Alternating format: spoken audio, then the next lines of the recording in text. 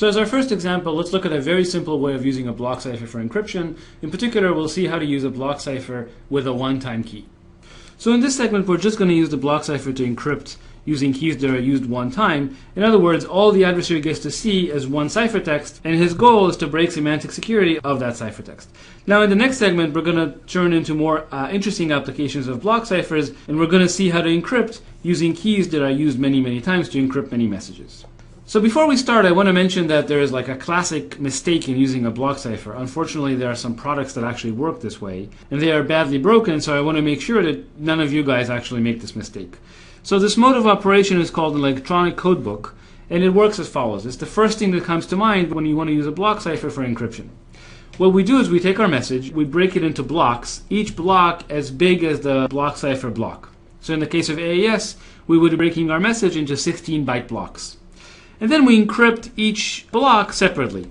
So this mode is often called electronic codebook, and unfortunately it's terribly insecure because you realize if two blocks are equal, for example here these two blocks happen to be equal, then necessarily the resulting ciphertexts are also going to be equal.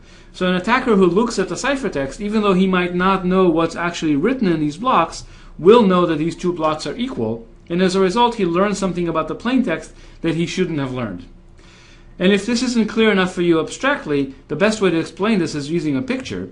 And so here's this guy here that has this really dark black hair. And when we encrypt this image, this bitmap image, using electronic codebook mode, you see that his hair that contains lots of ones basically always gets encrypted the same way, so that his silhouette actually is completely visible even in the encrypted data. Okay, so this is a nice example of how the electronic codebook mode can actually leak information about the plaintext that could tell something to the attacker. So the question is how to correctly use block ciphers to encrypt long messages. And so I just want to briefly remind you of the notion we're trying to achieve, which is basically semantic security using a one-time key. So the adversary outputs two messages, M0 and M1, and then he gets either the encryption of M0 or the encryption of M1. These are two different experiments. And then our goal is to say that the adversary can't distinguish between these two experiments. So he can't distinguish the encryption of M0 from the encryption of M1. And the reason we call this security for a one-time key is that the key is only used to encrypt a single message, and as a result, the adversary will ever only see one ciphertext encrypted using this key. Okay, so the first thing we want to show is that in fact the mode that we just looked at, electronic codebook, in fact is not semantically secure. And this is true as long as you're encrypting more than one block. So here's an example. Suppose we encrypt two blocks using a block cipher. Let me show you that in fact electronic codebook would not be secure. So here's what we would do. So we're the adversary. So we would output two messages, M0 and M1, where in one message the blocks are distinct, and in the other message the blocks are the same. The two blocks are equal to one another. Well, so what is the challenger going to do? The challenger is going to encrypt either M0 or M1. Either way, we're going to get two blocks back. So the ciphertext actually contains two blocks. The first block is going to be an encryption of the word hello, and the second block is going to be either an encryption of the word hello or the word world. And then if the two ciphertext blocks are the same, then the adversary knows that he received an encryption of the message hello, hello. And if they're different, he knows that he received an encryption of the message hello, world. Okay, so he just follows a simple strategy here. If you think about it for a second, you'll see what his advantage is. So what is the advantage? Well, this adversary, when he receives an encryption of the message M1, he will always output 0. And when he receives an encryption of the message M0, he will always output 1. And because of that, the advantage basically is 1, which means that the scheme is not secure, which again shows you the electronic codebook is not semantically secure and should never ever be used to encrypt messages that are more than one block long. So what should we do? Well, so here's a simple example. What we could do is we could use what's called deterministic counter mode. So in deterministic counter mode, basically we build a stream cipher out of the block cipher. So suppose we have a PRF, F. So again, you should think of AES when I say that. So AES is also a secure PRF. And what we'll do is basically we'll evaluate AES at the point 0, at the point 1, at the point 2, up to the point L.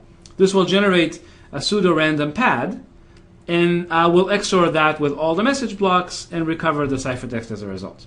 Okay, so really this is just a stream cipher that's built out of a PRF like AES and Triple DES, and it's a simple way to do encryption.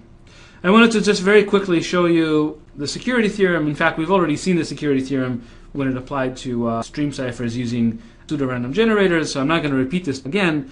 I'll just remind you that essentially for every adversary A that's trying to attack deterministic counter mode, we prove that there's an adversary B that's trying to attack the PRF. And since this quantity is negligible because the PRF is secure, we obtain that this quantity is negligible, and therefore the adversary has negligible advantage in defeating deterministic counter mode. And the proof in pictures is a really simple proof, so I'll just show it to you one more time for completeness. So basically what we want to show is when the adversary is given the encryption of the message M0, here this is the encryption of the message M0, M0 XOR counter applied to the PRF, versus in giving the encryption of the message M1, we want to argue that these two distributions are computationally indistinguishable.